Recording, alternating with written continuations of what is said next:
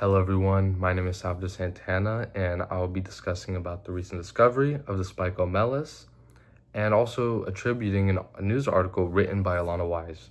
Before I get into the news article, I'd like to give some background on what was discovered.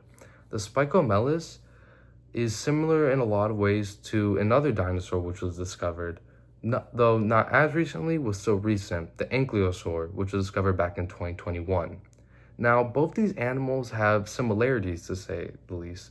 Both were four-legged herbivores with armored shells.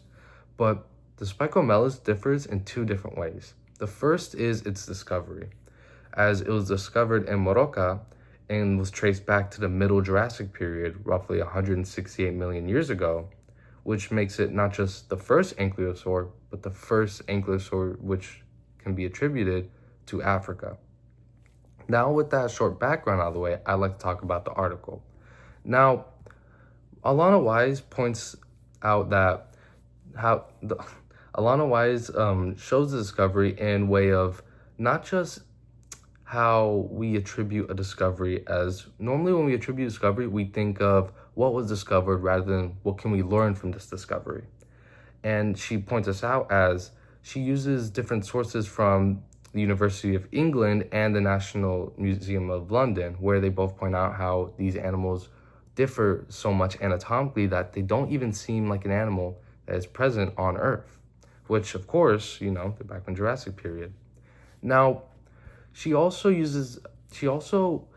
appeals to the readers as with every single line indent, she doesn't bring up how fascinating it is to her or how much it brings diversity to a lot of different theorists and scientists, but she brings up like characteristics such as its odd like ribs where its spikes are fused, or how like the fossil or the discovery of the fossil, because he's trying to appeal to the readers as through each line we're getting new information on this dinosaur, and by the time we get to the end we have enough information to accumulate it.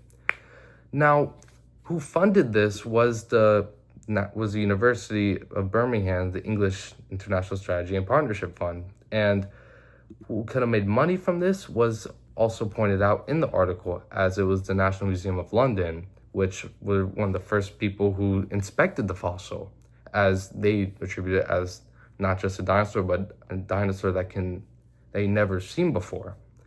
Now, we can also point out how another thing is credibility. Can we trust in what Alana is in writing? And I believe yes, because she doesn't just point out credible sources, she points out sources from different stations, and she also shows how the National History Museum has put a lot of quotations into this, as they have a lot of interest in this dinosaur and this recent discovery. Thank you all for staying with me today, and I wish you all a good day.